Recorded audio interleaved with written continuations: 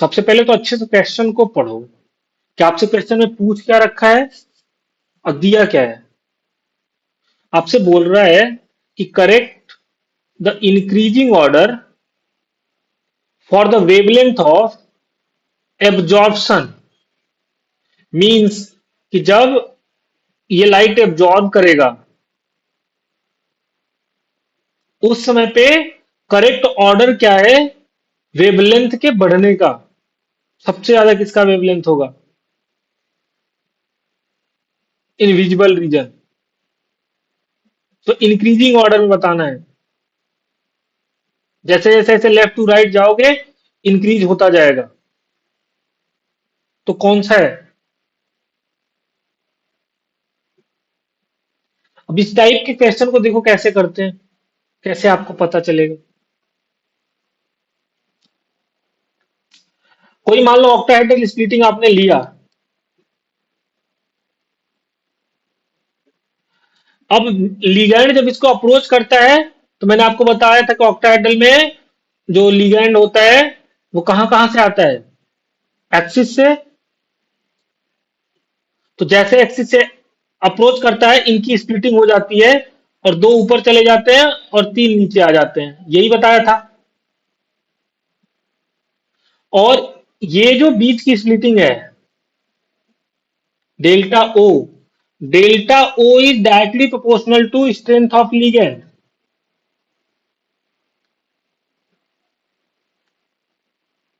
Mean जितना ज्यादा ligand की स्ट्रॉन्ग फील्ड का होगा उतना वो मेटल के ज्यादा पास तक आएगा, और जितना पास तक आएगा ये स्प्लिटिंग उतना ज्यादा कराएगा।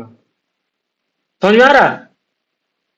जैसे ये मान लो ऐसे मेटल है, मेटल के पांचों ऑर्बिटल एक लेवल पे हैं। अगर यहां पे है तो ये थोड़ा ऐसे सेपरेट हुए, ऐसे मान लो ऐसे हो गए। जैसे जैसे इसके पास ये ऐसे आएगा वैसे वैसे ये और ऐसे सेपरेट होते जाएंगे। क्या समझ में आया? क्योंकि इस जो ऑर्बिटल्स हैं उनमें जो इलेक्ट्रॉन है उनके बीच का रिपल्सन बहुत होता जाएगा, तो ये रिपल्सन को कम करने के लिए सेपरेट हो जाएंगे। मीन जो स्ट्रेचिंग फ्रीक्वेंसी, सॉरी, जो ये आपका डेल्टा ओ आने वाला है splitting energy, crystal field splitting energy, splitting मतलब ये जो स्प्लिट हो रहा है वो जितना स्ट्रेंथ होगा लिगेंड के, जितना पास आएगा लिगेंड उतना ज्यादा होगा।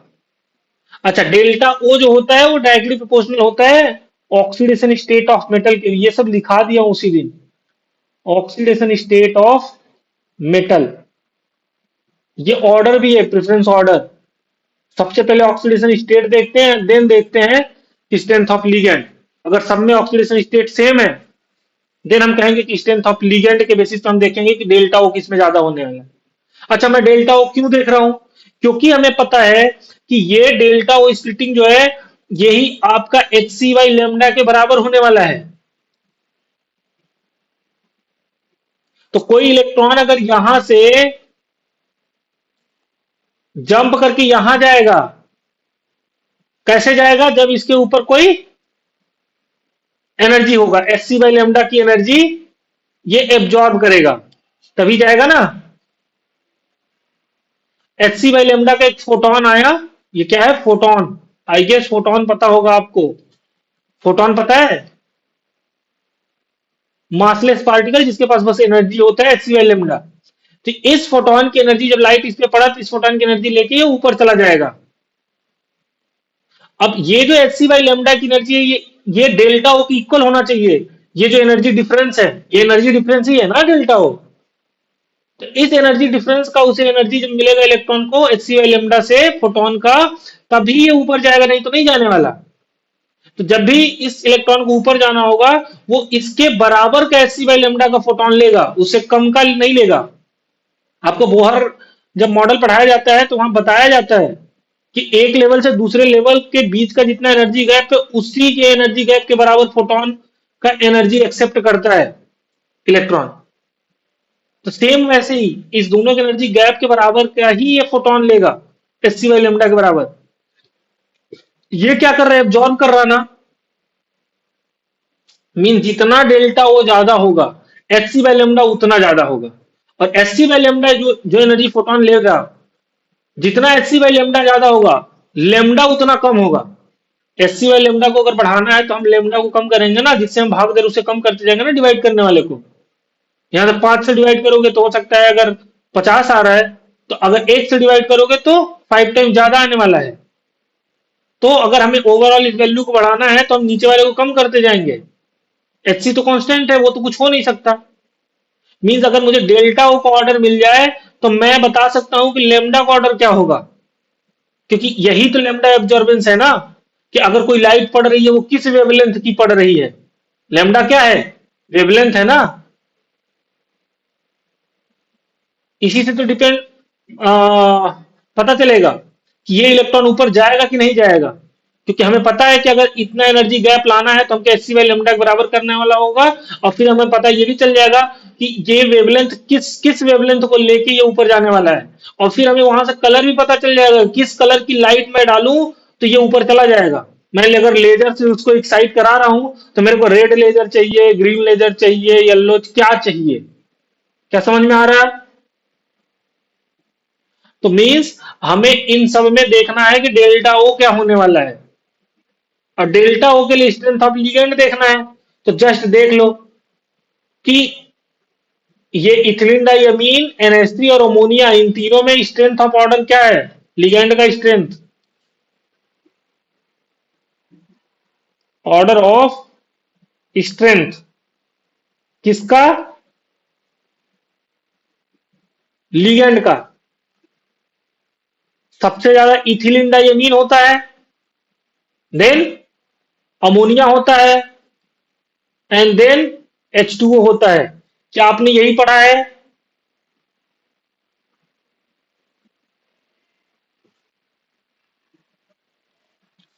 सबसे पहले वो कार्बन डोनर होते हैं, फिर ये आपका नाइट्रोजन डोनर, फिर ऑक्सीजन डोनर, फिर हेलोजन।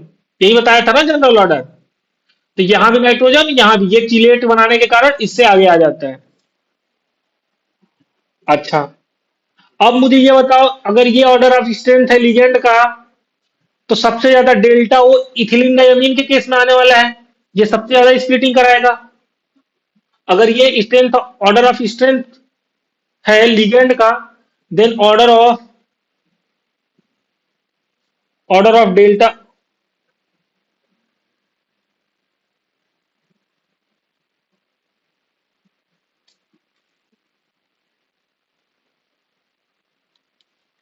सॉरी,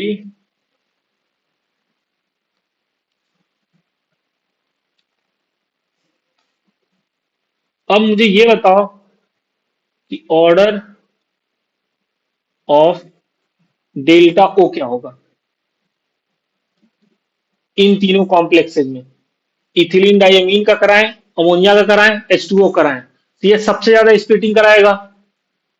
तो एनर्जी गैप सबसे ज्यादा आने वाला है। तो हम कह सकते हैं कि कोबाल्ट का जो इथिलीन डाइअमीन का ये जो कॉम्प्लेक्स है, +3 में ऑक्सीडेशन स्टेट तो सबका सेम ही दे रखा है, वो सबसे ज्यादा होगा। देन आपका कोबाल्ट का जो अमोनिया का कॉम्प्लेक्स है, इनका आने वाला है। एंड देन हम कहेंगे कि कोबाल्ट का देन एक्वा का जो कॉम्प्लेक्स है, इसका आने वाला है। क्या ये सही है? ठीक। अब ये है ऑर्डर ऑफ स्ट्रेंथ लिगेंड का, और ये है order of strength splitting energy का। कौन कितना ज्यादा स्प्लिट होगा। अब अगर ये स्प्लिट होने का ये है, तो मैं यहां से क्या ये कह सकता हूं कि डेल्टा ओ जो है इनवर्सली प्रोपोर्शनल है लेमडा के। जिसका डेल्टा ओ ज्यादा होगा उसका लेमडा कम होगा। क्या समझ में आ रहा? लेमडा तो वही है ना जो एब्जॉर्ब कर रहा। मींस कि जब अगर हम वेवलेंथ का ऑर्डर लिखेंगे तो हम कह सकते हैं कि सीओ इथिलीन टाई अमीन का 3+, देन cobalt ammonia 3+, and then cobalt H2O 6 3+। अब मैं क्या कह सकता हूं कि वेवलेंथ का ऑर्डर ये आने वाला है।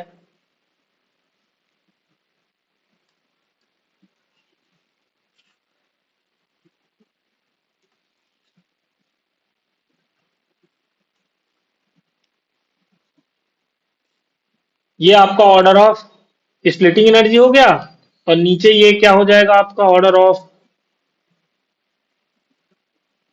वेव, ये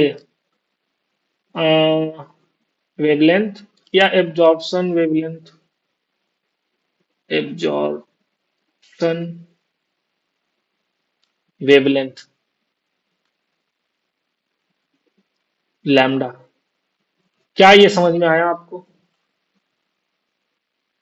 अब ये वाला ऑर्डर देख लो कहाँ दे रखा है, ये फर्स्ट ऑप्शन है ना, यही है ना इंक्रीजिंग ऑर्डर में, आपका यहाँ लगा नहीं रखा, पर आपसे बोल रखा है सबसे ज्यादा किसका होगा, H2O केस में ये सबसे कम स्प्लिटिंग कराएगा, डेल्टा ओ कम तो लेमडा ज्यादा, ये सबसे ज्यादा स्प्लिटिंग कराएगा इथिलीन डाइअमीन, डेल्टा ओ ज्यादा तो लेमडा कम। क्या ये समझ में आया? अच्छा, यहां पे आपसे पूछ रखा था एब्जॉर्प्शन का, अगर यही पूछ ले इमिशन का, क्या पूछ ले, इमिशन का, मींस ऐसा भी होता है कि यहां से जो लाइट गिर रहा होता है उसमें से, जैसे आपने लेट सपोज व्हाइट लाइट गिरा, व्हाइट लाइट में तो सारे कलर होते हैं ना, उसमें से ये पर्टिकुलर इस वेवलेंथ वाले तो चले गए, एब्जॉर्ब हो गए, पर बाकी जो बचा हुआ है वो तो इमिट हो गया ना। अब वो अगर पूछ ले कि इमिशन का वेवलेंथ का ऑर्डर क्या होगा, एब्जॉर्प्शन का नहीं इमिशन का, तो वो इसके उल्टा हो जाएगा, जिसका ज्यादा लेमडा एब्जॉर्ब हुआ है उसका इमिट तो कम हुआ होगा ना। तो वैसे अगर देखोगे कि इमिशन का क्या होगा, तो इसका जो वेवलेंथ एब्जॉर्प्शन कम है तो इमिशन ज्यादा हुआ होगा, तो उल्टा आ जाएगा, ये सबसे ज्यादा फिर ये, अगर इमिशन का केस आया, नहीं तो एब्जॉर्प्शन के केस में यही आने वाला है। क्या आपको ये समझ में आया? ठीक है, तो इस टाइप के क्वेश्चन भी कोशिश करना, अगर एक दो और आपको मिल जाए तो लगाना, देखोगे तो पीवाईक्यू में मिल जाएगा। ठीक, तो आपके कॉन्सेप्ट और क्लियर हो जाएंगे।